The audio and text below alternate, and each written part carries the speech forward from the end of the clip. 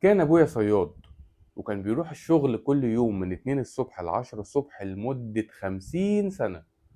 هو ده الصعب في الحياة، مش كونك لاعب كرة قدم.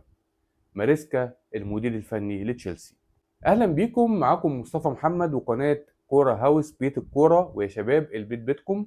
اتمنى تاخدوا راحتكم في التفاعل، اتمنى لو عجبكم الفيديو تعملوا لايك وسبسكرايب للقناة وشير للفيديو، واتمنى برضو اشوف ارائكم وتفاعلكم في الكومنتات، عشان النهاردة هنتكلم كلام مهم جدا وعكس التيار جدا جدا جدا. انا مش عارف، انا عندي كيف كده اعوم عكس التيار بكيفي. انت عارفين كده نسكافيه بكيفي. انا بحب كده بكيفي اعوم عكس التيار، ويكون عندي برضو وجهة نظر، مش مجرد خالف تعرف والحاجات ديت. لا يعني انا بقول وجهة نظر وبقول افكار وبطرح افكار، بعمل مع حضراتكم برين ستورمنج الافكار كتيره جدا تخص النادي الاهلي والكوره في مصر. فلو حد شايف حاجة عكس اللي أنا بقوله، أو كلام أو أفكار مخالفة للي أنا بقوله، أتمنى برضو نخش مع بعض كده في عصف ذهني في الكومنتات مع بعض. مفيش أي مشكلة، أنا أحب كده جدا يعني. هقول كلام عكس التيار عن سيد عبد الحفيظ، وليه أنا شايف إن سيد عبد الحفيظ مش هو طوق النجاة لإنقاذ إدارة الكورة في النادي الأهلي. يعني الفترة الأخيرة إحنا شايفين في كلام كبير جدا من الجماهير أو من بعض الجماهير على السوشيال ميديا أو غير السوشيال ميديا، ان سيد عبد الحفيظ هو الامل الباقي، وسيد عبد الحفيظ هو طوق النجاه للنادي الاهلي، والدنيا خربت بعد سيد عبد الحفيظ ما مشي. الكلام دوت هرد عليه وهفنده، وهقول لك ليه ان الموضوع دوت او موضوع عوده سيد عبد الحفيظ المزعوم في قائمه الخطيب وان هو ياخد صلاحيات في اداره الكوره. الموضوع دوت مش هو الحل السحري لاصلاح حال الكوره في النادي الاهلي. يعني الموضوع اعمق واكبر من كده بكتير، وهقول لك ليه. فاتمنى ان انت تستنى معايا في الفيديو لغايه الاخر عشان تشوف القصه ديت وتحللها كده بدماغك وترد عليا فيها يعني في الكومنتات، اتمنى يعني.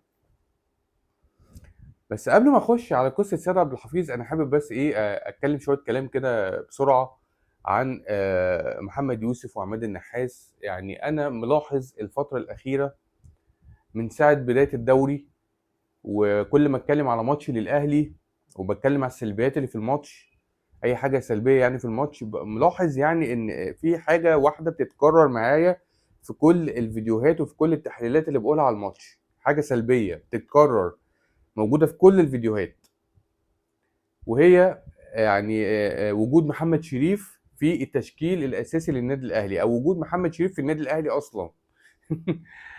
يعني الموضوع دوت على طول بقوله، انا لاحظت كده. يعني هو لو في حاجه سلبيه مشتركه في كل الماتشات اللي لعبها الاهلي في الدوري هو محمد شريف، ومع ذلك بتلاقيه اساسي، ومع ذلك بتلاقيه بيلعب، واساسي كمان مع عماد النحاس. يعني ومحمد شريف كان بيلعب مع ريبيرو، ويعني كان بشكل ما يعني هو الاساسي او اللاعب الاساسي او المهاجم الاساسي اللي في الاهلي او في هجوم الاهلي مع ريبيرو. مشى ريبيرو والنتائج ما كانتش احسن حاجه، ومكمل برضو محمد شريف كمهاجم اساسي للنادي الاهلي. فحاجه غريبه جدا. يعني انا افهم ان جراديشار يقعد احتياطي لوسام ابو علي، لكن اللي انا مش فاهمه ان محمد شريف يلعب على جراديشار ويكون جراديشار قاعد دكه لمحمد شريف، ومحمد شريف بالمستوى اللي احنا شايفينه دوت. دي حاجه مش مفهومه وعلامه استفهام انا طرحتها في الست ماتشات اللي فاتوا اللي لعبهم النادي الاهلي. ليه محمد شريف بيلعب؟ ليه محمد شريف سلبي قوي كده؟ ليه محمد شريف صفقه مضروبه؟ دايما بطرح السؤال دوت. وليه جراديشار مش بيلعب؟ مؤخرا بقى طلعت تقارير صحفيه بتقول لك، والعهده على الراوي وعلى الصحفي يعني، او الصحفيين اللي قالوا التقارير ديت. بس هي ات ميك سنس يعني، في بعض المنطق يعني. بتقول لك ان عماد النحاس مش بيلعب جراديشار ومش بيلعب ياسين مرعي. طبعا احنا ملاحظين برضو ان ياسين مرعي رجع من الاصابه ومع ذلك ما بيلعبش، واللي بيلعب مكانه مصطفى العش، وهو على الله حكايته دفاعيا يعني. واحمد رمضان بيكهام برضو يعني يعتبر في نفس المنطقه بتاعت مصطفى العش. الاثنين دول بيلعبوا على ياسين مرعي اللي باين لنا كرامه كبيره جدا في اول ماتشين في الدوري مع الاهلي. والناس قعدت تقول لك بقى عوده محمد عبد المنعم الجديد ومش عارف ايه، ومحمد عبد المنعم رجع تاني في دفاع الاهلي، وياسين مرعي زي محمد عبد المنعم. والولد بصراحه عمل ماتشين على اعلى مستوى مع الاهلي في بدايه الدوري. رجع ياسين مرعي من الاصابه، ياسين مرعي قاعد وبيلعب مكانه اتنين اقل منه في المستوى. وجراديشار قاعد وبيلعب محمد شريف اللي اقل من جراديشار في المستوى، واحمد رضا اختفى تماما من الصوره. ففي تقارير صحفيه بتقول لك ان الثلاثه دول جراديشار وياسين مرعي واحمد رضا عماد النحاس مش بيلعبهم بناء على طلب اللي جابه النادي الاهلي، الشخص اللي جاب عماد النحاس النادي الاهلي والتقطه من دوامه الفشل اللي كان فيها عماد النحاس محمد يوسف. يعني محمد يوسف طلب من عماد النحاس، التقارير اللي بتقول كده، التقارير الصحفيه اللي بتقول كده، عماد النحاس طلب من محمد يوسف ان هو ما يلعبش او ما يديش فرص كبيره للثلاث لعيبه دول بالذات. ليه؟ عشان الثلاث لعيبه دول جايبهم اسامه هلال، ومحمد يوسف مش بيلعب اسامه هلال. حاجه بقى ايه من البيئه الداخليه للنادي الاهلي كده، طقطوقه كده من البيئه الداخليه للنادي الاهلي بتقول لك ان الدنيا جوه عامله ازاي، ايه الضلمه اللي موجوده جوه اللي طلع لنا كده وهب علينا بره فرقه الكوره، ان محمد يوسف مش على وفاق مع اسامه هلال او ما بيحبش اسامه هلال، فبيعوروا في اللعيبه اللي هو جايبها. انا متاكد تماما ان اسامه هلال هو اللي جايب جراديشار، عشان وقتها هو اللي كان متبروز ايام صفقه جراديشار. كان اسامه هلال كان ايامها في السكاوتنج بقى، مش مدير تعاقدات، وكان مع هاني رمزي يعني. وقتها كان متبروز بشكل كبير جدا اسامه هلال ومتصور في الصوره بتاعت جراديشار ومش عارف ايه، فانا متاكد ان هو اللي جايب جراديشار. بس انا مش متاكد بصراحه هو اللي ان كان هو اللي جايب احمد رضا واسامه مش اسامه فيصل، لا احمد رضا وياسين مرعي ولا لا، انا مش متاكد من الموضوع دوت. بس جراديشار هو اللي جايبه فعلا، وجراديشار بيعامل معامله سيئه في النادي الاهلي، وبيلعب عليه لاعب دون المستوى. ده اقل حاجه تتقال يعني. وجراديشار لما بينزل يعني نزل في ماتش المحله كان بيتحرك وبيلعب وهو مهاجم بيسند كوره براسه مش عارف لزيزو، وزيزو بيضيعها ومش عارف، يعني هو محطه بيلعب براسه حلو طويل. كورته مش وحشه، جراديشار كورته مش وحشه، كورته حلوه، تقدر تقول عليها حلوه. فده قاعد ومحمد شريف بالمستوى ده بيلعب عليه، فدي علامه استفهام. التقارير الصحفيه بتقربنا شويه من حل علامه الاستفهام ديت، ان هو فعلا في حاجه غلط. وانا اصدق التقارير الصحفيه ديت ليه؟ عشان انا شايف ياسين مرعي ما بيلعبش، وهو ياسين مرعي كان كويس وقاعد، وجراديشار ما بيلعبش ومحمد شريف هو اللي بيلعب عليه. ماليش دعوه باحمد رضا، احمد رضا يعني ما قدمش اي حاجه لغايه دلوقتي من ساعه ما جه النادي الاهلي، لكن خلينا نتكلم على الاثنين دول. ففعلا في حاجه غلط، وعماد النحاس يطلع يقول لك مفيش حاجه اسمها مش مقتنع بجراديشار، طالما هو موجود معانا يبقى انا مقتنع بيه ومش عارف ايه، لو انا مش مقتنع بيه يبقى مش هيبقى موجود. كلام عايم كده ومش ممسوك. يعني هو جراديشار كده موجود معاك.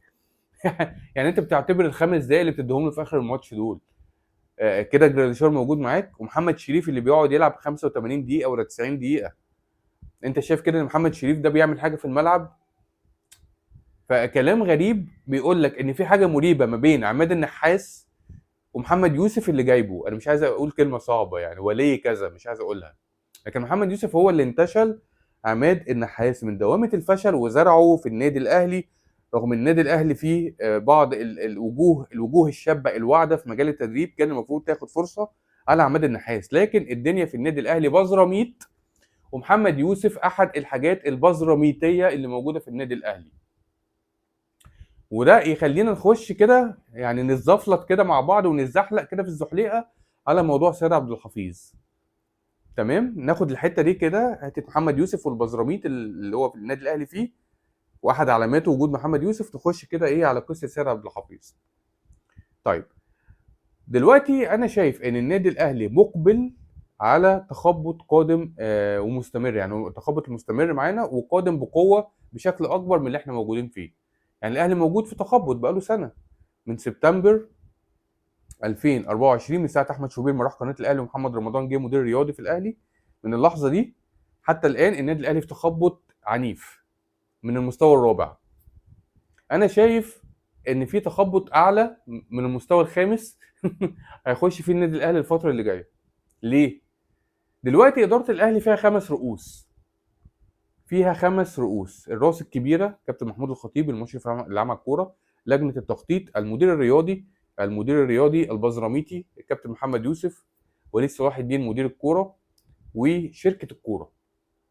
5 كيانات مسؤوله عن كره القدم في النادي الاهلي. وانا بقول ليه 5 رؤوس؟ يعني هو المفروض يبقى فيه يعني هارموني، سينكرونايزيشن، اي حاجه كده ما بين ال5 حاجات اللي انا قلتهم دول. لا، اللي موجود واللي احنا فيه دلوقتي، الواقع اللي احنا فيه، ان الخمس كيانات اللي انا قلتهم دول ممكن كيان منهم يقوم بدور الكيان التاني عادي جدا. يعني اي واحد فيهم او اي كيان فيهم ممكن يعمل اللي الاربع كيانات التانيين بيعملوها. الادوار مش محدده. يعني محمد يوسف مثلا على سبيل المثال، هذا المدير الرياضي البزراميطي، ممكن يعمل اللي بيعمله مثلا وليد صلاح الدين. يعني تلاقيه مثلا قاعد مع لعيبه بيتفاوض معاهم على التجديد، يطلع يقول احنا مش هنجدد مش هنمدد زي وليد صلاح الدين، ما هو عامل كده دلوقتي وبيضرب له مدافع والناس بتهتف باسمه عشان التصريح دوت بس مش اكتر.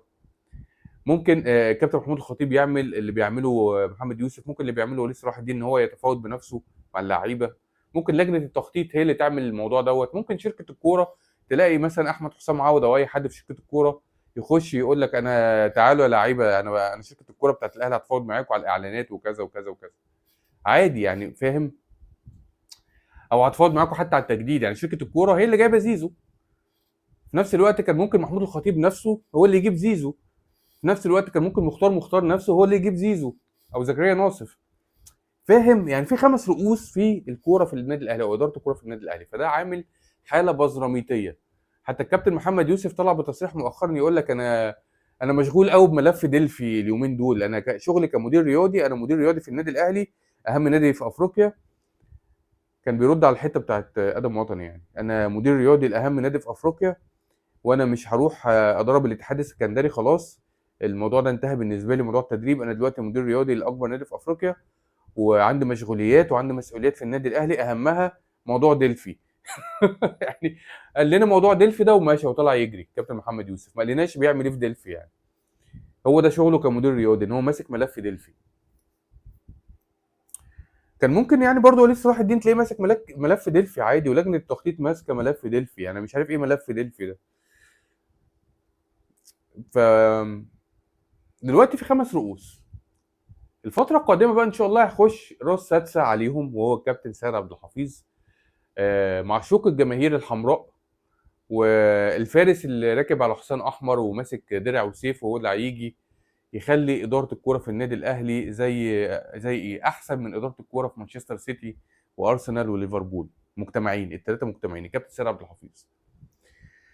فالكابتن محمود الخطيب بقى الكلام اللي طالع بقوه الفتره ديت ان سيد عبد الحفيظ هيبقى ليه دور الفتره القادمه في النادي الاهلي. طبعا في تكتم كبير جدا على موضوع الدور دوت، عايزين يعملوا لنا مفاجاه، بس في تقارير طبعا قالت لك ان سيد عبد الحفيظ هيبقى في مجلس الاداره مع محمود الخطيب في القايمه، وهيبقى قائم باعمال المشرف العام على الكوره في حاله سفر الكابتن الخطيب او مرضه، ربنا يديله الصحه، وهيبقى عضو في لجنه التخطيط. كأن المشرحه في لجنه التخطيط ناقصه قتله. كأن زكريا ناصف ومختار ناقصهم يعني سيد عبد الحفيظ يجي عشان الدنيا تبقى زي الفل في لجنه التخطيط والتخطيط عموما في النادي الاهلي. يعني حاجه تحرق الدم والله العظيم، بجد والله. يعني الموضوع كله كده يحرق الدم. يعني في وقت ما احنا بنقول خطوه للامام بنرجع خطوات كتيره جدا للخلف. وبدل ما يبقى في 5 رؤوس بيخبطوا في بعض، هيبقى في 6 رؤوس بيخبطوا في بعض. يعني سيد عبد الحفيظ هيبقى مدير محمد يوسف ووليد صلاح الدين اللي هم الكباتن بتوعه اصلا، يعني هيبقى هو مديرهم وليه كلمه عليهم. في نفس الوقت في لجنه التخطيط اللي هم اقدم من سيد عبد الحفيظ وليهم كلمه هم كمان. في نفس الوقت في شركه الكوره، شركه الكوره اللي دورها مهم جدا في التجديد والتعاقدات والاعلانات والحاجات ديت. في نفس الوقت في راس كبيره الكابتن محمود الخطيب. اختار لك اي حد فيهم بقى وامسك في خناقه، تمام؟ انت مش عارف دلوقتي تمسك في خناق مين. فانا شايف النادي الاهلي بالموضوع دوت هيخش فيه تخبط من المستوى الخامس. احنا دلوقتي في الرابع، هنبقى في الخامس. وشايف ان سيد عبد الحفيظ بقى، نيجي بقى ايه للموضوع الاساسي. انا شايف ان سيد عبد الحفيظ مش هو طوق النجاه، وشايف ان سيد عبد الحفيظ واخد شعبيه، محدش يزعل، واللي عايز يعاركني يعاركني. عندك الكومنتات يا معلم، خش عاركني وهتعارك معاك. عصف ذهني، برين ستورمنج. انا شايف ان سيد عبد الحفيظ واخد شعبيه على الفاضي، واخد اكبر من حجمه بكتير، والظروف ساعدته ان هو يبقى موجود سيد عبد الحفيظ بالشكل اللي انت شايفه دوت. انت شايف انسان لامع متلمع وبيزداد تلميعه في القناه اللي هو بيطلع فيها. الظروف في النادي الاهلي مش احسن حاجه، فناس ربطت ان الظروف في الاهلي مش حلوه بسبب ان سيد عبد الحفيظ بقى بره الاهلي. عارف انت الظروف ساعدته. هو اصلا واخد شعبيه حجمها اكبر من الدور اللي كان قايم بيه سيد عبد الحفيظ في النادي الاهلي. سيد عبد الحفيظ ما كانش ممشي النادي الاهلي بشكل اداري حديث. ما كانش عامل سيستم فظيع. لما سيد عبد الحفيظ مثلا مشي وتهدي السيستم ده الاهلي وقع. الموضوع مش كده. انا عايز اقول لك حاجه، انت تعرف امتى ان سيد عبد الحفيظ كان سايب بصمه فعلا وغيابه اثر على فريق الكوره؟ لو كان سيد عبد الحفيظ اول ما اتقلش الفرقه وقعت. لكن اللي حصل ان سيد عبد الحفيظ اتقلش، جه مكانه خالد بيبو اللي هو بيقوم بالدور بتاع سيد عبد الحفيظ لاول مره في حياته. يعني سيد عبد الحفيظ بقاله 12 سنه او 13 سنه مدير كوره، شلته اتشال بعد 13 سنه، جبت واحد جديد اصلا على المنصب اول مره يمارس المنصب دوت. تخيل الشخص الجديد دوت اخد كل البطولات الممكنه مع النادي الاهلي، كابتن خالد بيبو. يا صلاه النبي، يعني كأن ال 13 سنه بتوع سيد عبد الحفيظ دول كانهم مش موجودين اصلا. لكن لو هو مدير سايب اثر وبصمه حقيقيه في مكانه وغاب مره واحده، هتحس بقى بالفجوه الكبيره والفراغ ده. ما حصلش. انت عارف ايه اللي حصل والظروف ساعدت سيد عبد الحفيظ ازاي؟ ان الكابتن محمود الخطيب ضرب 3 مفكات بعد خالد بيبو ما اتشال. مش بعد سيد عبد الحفيظ، بعد خالد بيبو ما اتشال في سبتمبر 24. الكابتن محمود الخطيب ضرب 3 مفكات، او قعد يضرب في مفكات في 3 حاجات في الاهلي. الحاجه الاولانيه السيستم الاداري، الهيكليه الاداريه، اللي هو يعني خلاص لغى منصب مدير كوره واستحدث منصب المدير الرياضي بدون دور حقيقي للمدير الرياضي. يعني هو لو كان جايب مدير رياضي بدور حقيقي ما كانش الموضوع بقى بالسوء دوت. لكن المفك الاولاني اتضرب في السيستم الاداري عشان هو اتعامل غلط مع منصب المدير الرياضي. المفك التاني اتضرب في الاداره الفنيه، موضوع مارسيل كولر بقى والتخبط اللي حصل، ويسمع كلام الجمهور ويشيل كولر قبل كاس العالم للانديه، بعد كده يجيب عماد النحاس، بعد كده يجيب ريبيرو، بعد كده يشيل ريبيرو. ده المفك التاني. المفك التالت في النظام بتاع اللعيبه، ان انت خلاص ما بقاش في حاجه عندك اسمها سقف التعاقدات، وعندك سقف رواتب، وعندك مش عارف ايه. عندك فيه كذا صفقه جم ورا بعض، عديت بيهم كل السقوف الممكنه. يعني لو هي سقوف يعني جمع سقف. يعني هتلاقي مثلا في محمد علي بن شرقي، بعد كده محمد علي بن رمضان، بعد كده سيبك من دول. يعني بن شرقي وبن رمضان ممكن بيتعاملوا معامله الاجانب وبيقبضوا بالدولار عادي ومش عارف ايه. عندك تريزيجيه بقى وزيزو. تريزيجيه وزيزو الصفقتين دول انت عديت بيهم السقف بتاعك اللي هو سقف التعاقدات. فده المفك التالت. التلات مفكات دول هم اللي بوظوا الدنيا، مش غياب سيد عبد الحفيظ. عشان في ناس كتير معرفش دول لجان، معرفش دول بيحبوا سيد عبد الحفيظ في الضلمه، مش عارف يعني، ربطوا الوقعه بتاعت الاهلي بغياب سيد عبد الحفيظ. رغم ان الاهلي بعد ما غاب عنه سيد عبد الحفيظ كمل بشكل جيد جدا مع خالد بيبو، خد كل البطولات الممكنه مع مارسيل كولر وخالد بيبو. بس الثلاث حاجات دول لما حصلوا بقى، الثلاث مفكات دول، في ناس كتير جدا جالت على ان غياب سيد عبد الحفيظ هو المشكله. وطبعا اداره الاهلي بقياده الكابتن محمود الخطيب هي يعني اداره عاطفيه وبتسمع كلام الجمهور بشكل كبير جدا. فهم سمعوا كلام الجمهور، سيد عبد الحفيظ، سيد عبد الحفيظ، سيد عبد الحفيظ، سيد عبد الحفيظ. هاتوا لنا سيد عبد الحفيظ. الاهلي وقع بسبب سيد عبد الحفيظ وغيابه. فالكابتن محمود الخطيب جرى على الكابتن سيد عبد الحفيظ عشان ينقذ ما يمكن انقاذه، عشان هو سمع كلام الجمهور، مش عشان سيد عبد الحفيظ ده اداري فشيخ. لا، عشان الجمهور عايز سيد عبد الحفيظ. انتوا عايزين سيد عبد الحفيظ؟ تعالى يا سيد. خش يا ابني معايا في مجلس الاداره وهديك صلاحيات وكذا وكذا. ليه يا كابتن بيبو؟ عشان الجمهور عايز كده، ما يطلبه الجمهور. حتى في سيد عبد الحفيظ، حتى في سيد عبد الحفيظ. هل سيد عبد الحفيظ اداري فشيخ؟ لا، مش اداري فشيخ، مش اداري فشيخ.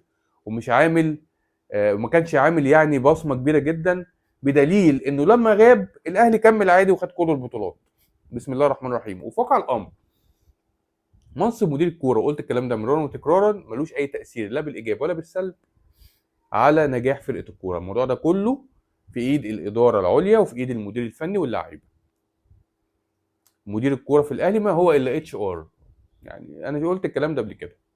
طيب، ليه انا بقول بقى ان سيد عبد الحفيظ واخد شعبيه زائفه؟ لثلاث اسباب. 3 حاجات بيقولوا لك ان سيد عبد الحفيظ واخد شعبيه زائفه، وان سيد عبد الحفيظ اللي انت بتشوفه في التلفزيون ده بيتكلم كلام بقى قصف جبهات وكلام منمق وكلام في مصلحه الاهلي.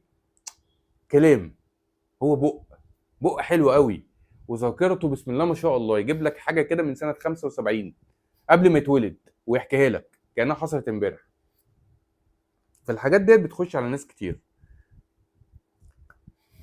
ليس كل ما تراه هو كما يبدو. ليس كل ما تراه هو كما يبدو. لا يعني ما تتخدعش.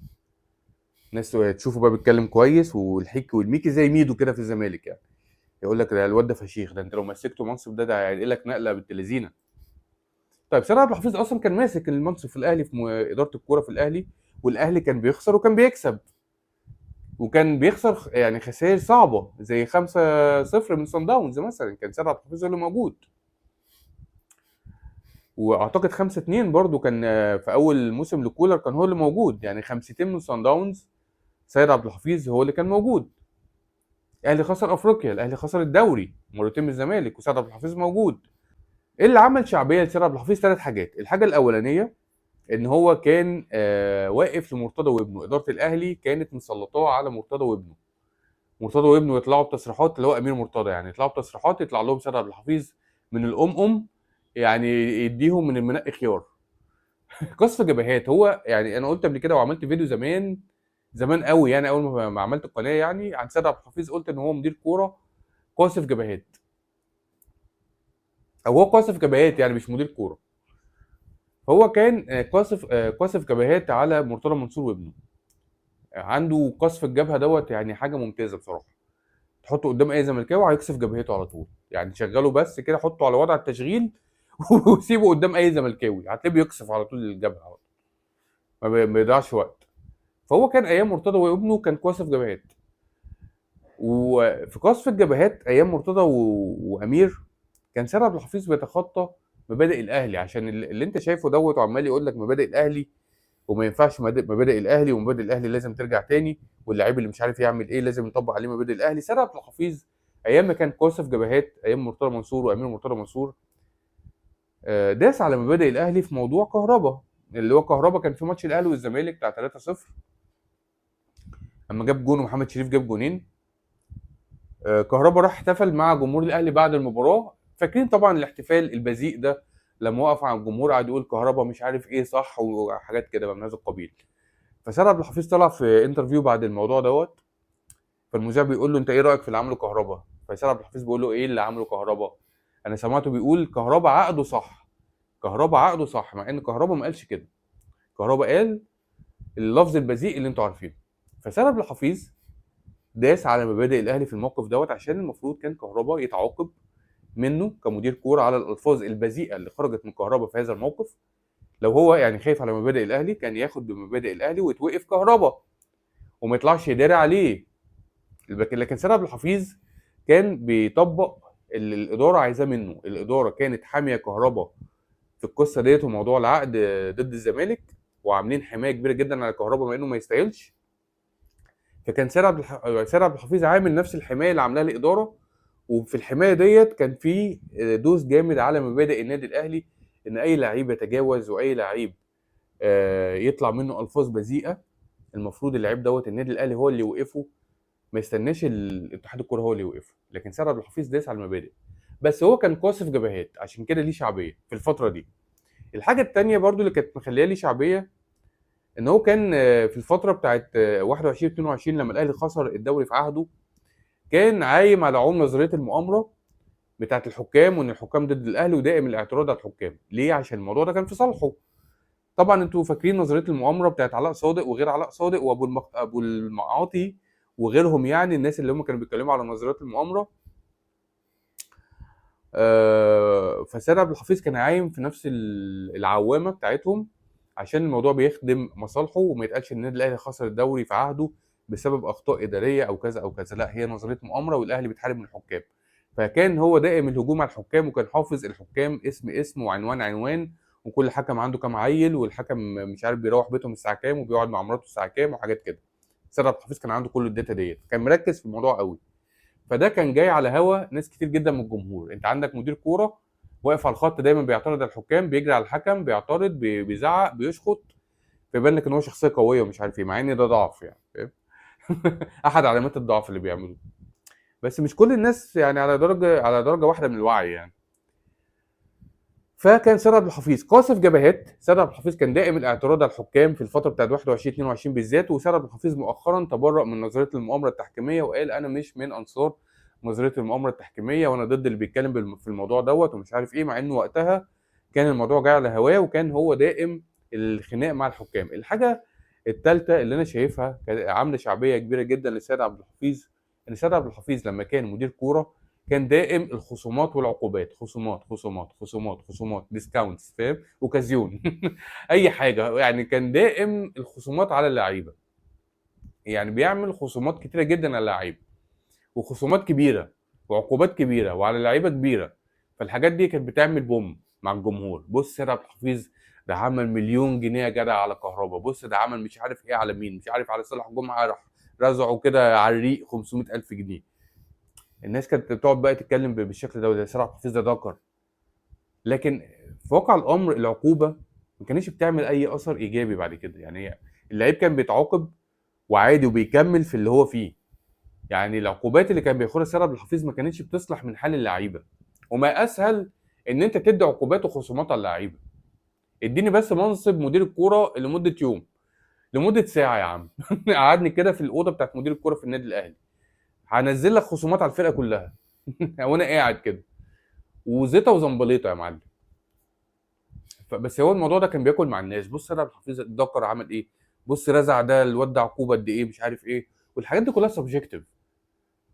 سيد عبد الحفيظ لو انت عايز توصفه هو شعبيته جايه من حاجات سبجكتيف. ايه الحاجات السبجكتيف؟ الحاجات اللي ما بتاكلش عيش، الحاجات اللي من بره بره، مش في الكور بتاع الشغلانه. يعني سيد عبد الحفيظ ما حطش قواعد ورولز وسيستم قوي يكمل من بعده والناس مشيت عليه من بعده.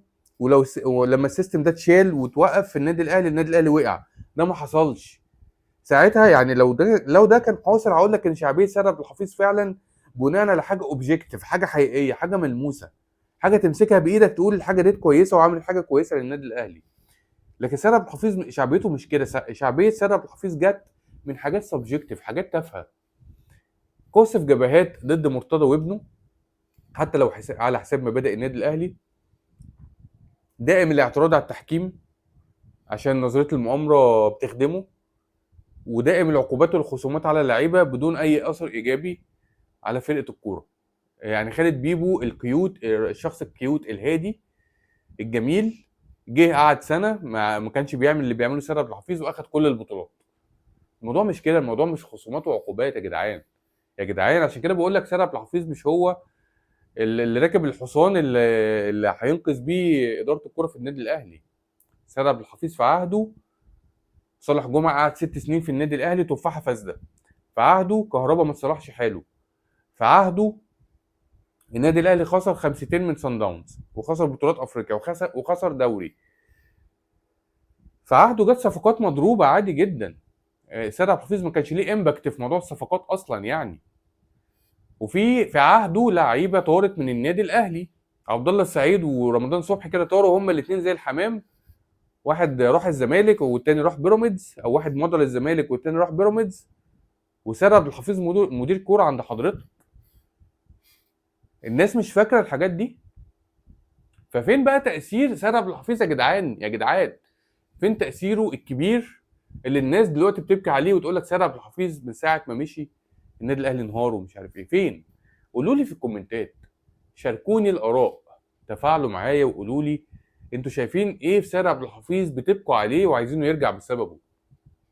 بس بعد اللي انا قلته دوت، مع احترامي لسيد عبد الحفيظ ان هو ممكن يكون طبعا اهلاوي جدا، ممكن يكون هو عاشق للكيان جدا، بس انا اهلاوي جدا وعاشق للكيان جدا شغلوني انا مدير كوره وشوفوني. او انت اللي بتتفرج عليا ما تروح تشتغل مدير كوره في النادي الاهلي، والله هتعمل احلى شغل، والله العظيم يا عم. خصومات وعقوبات، واللي يجي متاخر طبق عليه اللائحه، واللي يفتح بقه ويفتح السوشيال ميديا بتاعته طبق عليه اللائحه حتى لو بيستخدمها استخدام شخصي خليك رخم بقى، علي على سيد عبد الحفيظ وعلى خالد بيه وعلى وليد صلاح الدين عشان الناس تهتف باسمك. اتمنى اشوف ارائكم وتفاعلكم في الكومنتات. اتمنى لو عجبكم الفيديو تعملوا لايك وسبسكرايب للقناه، واشوفكم قريب على خير. سلام.